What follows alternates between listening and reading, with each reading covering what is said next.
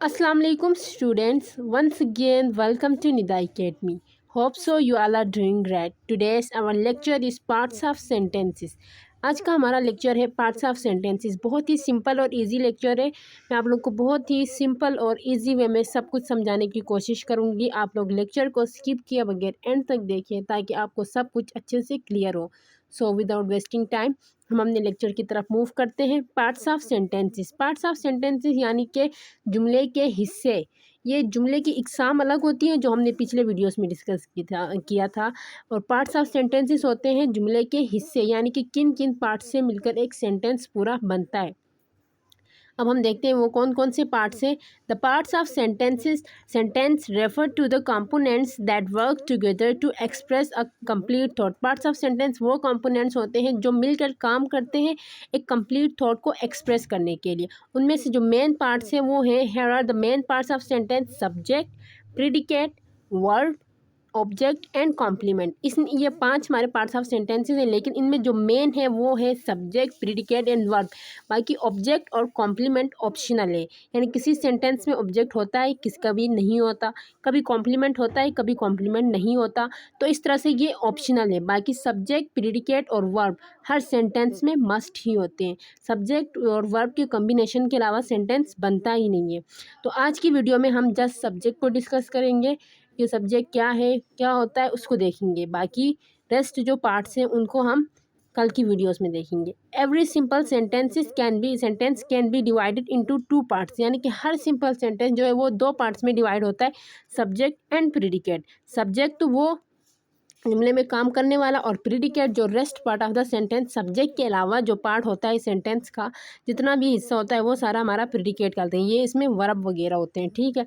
अब हम देखते हैं सब्जेक्ट की डेफिनेशन। सबसे पहले हमारे पास है what is subject.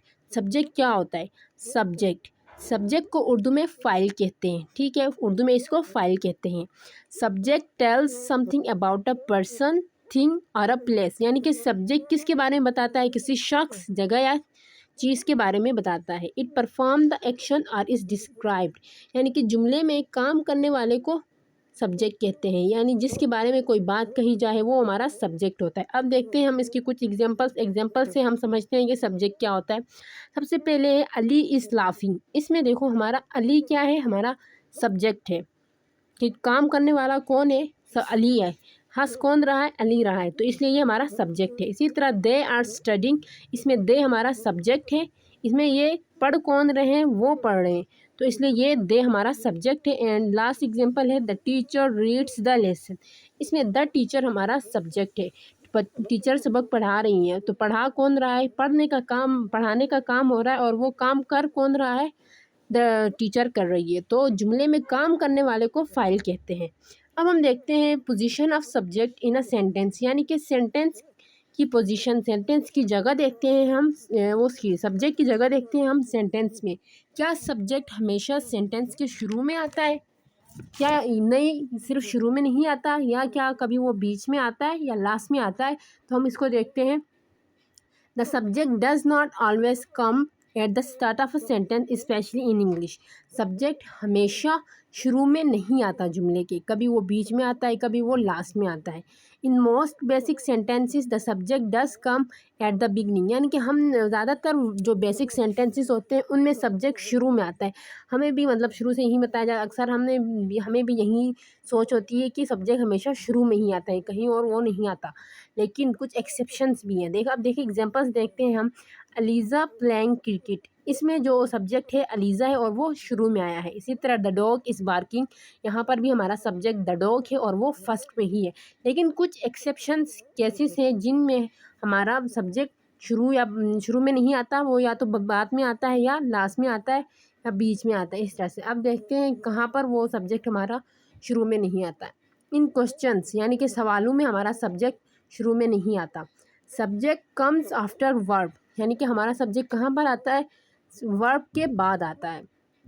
For example, is she coming today.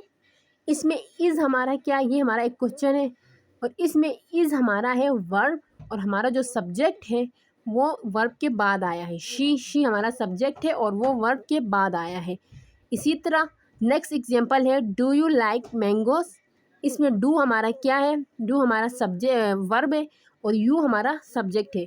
तो हमने देखा कि क्वेश्चंस में हमारा सब्जेक्ट वर्ब के बाद आता है। डू यू लाइक मैंगोस, इसमें यू हमारा सब्जेक्ट है एंड डू हमारा वर्ब है, तो सब्जेक्ट यहाँ पर बाद में आया है। अब किस टाइप के क्वेश्चंस में कहाँ पर आता है वो देखते हैं। Yes no type questions, yes no types question यानी कि जिनका आंसर हम येस नो में देते हैं। This starts with helping verbs, यानी ये जो क्वेश्चन होते हैं वो हेल्पिंग वर्ब से स्टार्ट होते हैं। Auxiliary like is, are, do, does, did, have, will, etcetera, यानी कि इस तरह के जो हेल्पिंग वर्ब्स और ऑक्सिलरी वर्ब से जो सेंट क्वेश्चन स्टार्ट होते हैं वो येस नो टाइप क्वेश्चन कहलाते हैं। For example, will he come to the party, इसमें विल हमारा क्या है, हेल्पिंग वर्ब है एंड ही हमारा सब्जेक्ट है, तो यहाँ पर हमारा सब्जेक्ट वर्ब के बाद आया है। इसी तरह आर दे वेटिंग आउटसाइड, इसमें आर हमारा हेल्पिंग वर्ब है एंड दे हमारा सब्जेक्ट है और सब्जेक्ट यहाँ पर वो बाद में आया है। तो here verb comes after, here verbs come first, subject comes after, तो यहाँ पर वर्ब पहले आया है और सब्जेक्ट बाद में आया है। तो हमने एक एक्सेप्शन देख ली कि सब्जेक्ट कहाँ पर बाद में आता है, ठीक है। अब नेक्स्ट हम देखते हैं इन WH क्वेश्चंस। WH क्वेश्चन हम सबको पता है कौन से होते हैं, जो W और H से स्टार्ट होते हैं। जैसे W और H वर्ड से स्टार्ट होते हैं, हाउ, वाई, वेयर, व्हाट वगैरह के जो वर्ड से क्वेश्चन स्टार्ट होते हैं उनको हम WH क्वेश्चन कहते हैं। If these question includes helping verb then subject comes after that verb, अगर इन मतलब ये जो क्वेश्चन होते हैं हेल्पिंग वर्ब इंक्लूड होते हैं तो हमारा सब्जेक्ट वर्ब के बाद आता है, ठीक है।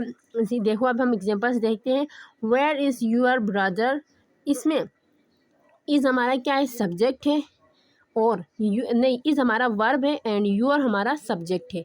इसी तरह वाई डिड दे लीव, इसमें डिड हमारा क्या है, हेल्पिंग वर्ब है एंड दे हमारा सब्जेक्ट है। और तो यहाँ पर WH क्वेश्चंस में हमारा हेल्पिंग वर्ब इनमें इंक्लूड है और हमारा सब्जेक्ट इन हेल्पिंग वर्ब के बाद आया है। इसी तरह नेक्स्ट है but sometimes subject comes first, इसी उसमें सिनारियों में हमारा सब्जेक्ट कभी फर्स्ट में आता है। कैसे, when the WH word itself is the subject it stage at the beginning, यानी कि WH वर्ड खुद ही हमारा सब्जेक्ट हो तो वो हमारा फिर हमारा सब्जेक्ट इस तरह से शुरू में आता है। कैसे देखते हैं अब एग्जांपल्स। हु कॉल्ड यू, तुम्हें किसने कॉल की, इसमें अब कॉल किसने की है तो वही हु हमारा इसमें अब क्या होगा, सब्जेक्ट होगा। व्हाट मेड दैट नॉइस, इसमें व्हाट हमारा क्या है, सब्जेक्ट। तो हमने देखा कि कुछ एक्सेप्शन है कहाँ पर सब्जेक्ट बाद में आता है और कुछ में WH में हमारा सब्जेक्ट, अगर WH इट सेल्फ सब्जेक्ट हो तो वो हमारा शुरू में ही रहता है। No verb before the subject है the question words are the subjects, यानी कि यहाँ पर सब्जेक्ट के शुरू कोई हमारा वर्ब वगैरह नहीं है तो इसलिए जो हमारे क्वेश्चन वर्ड्स हैं वो हमारा सब्जेक्ट है, ठीक है। अभी नेक्स्ट हमारा है इन सेंटेंसेस स्टार्टिंग विद देयर और हेयर, यानी कि ऐसे सेंटेंसेस जो देयर और हेयर से शुरू होते हैं वहाँ पर सब्जेक्ट किस तरह आता है। There and here are the introductory words use to start the sentence, there और here introductory words introductory words होते हैं, ये हम सेंटेंस को स्टार्ट करने के लिए यूज़ करते हैं। The real sentence comes after the verb, यानी कि जो हमारा रियल सेंटेंस होता है वो वर्ब के बाद आता है। इनका जो कॉमन स्ट्रक्चर है, पहले हमारा देयर और हेयर में कोई दोनों में से एक वर्ड आएगा, उसके बाद हमारा जो मेन वर्ब है वो आएगा, उसके बाद हमारा सब्जेक्ट आएगा। तो देयर और हेयर में जो देयर और हेयर से जो सेंटेंसेस शुरू होते हैं उसमें भी हमारा सब्जेक्ट बाद में ही आता है।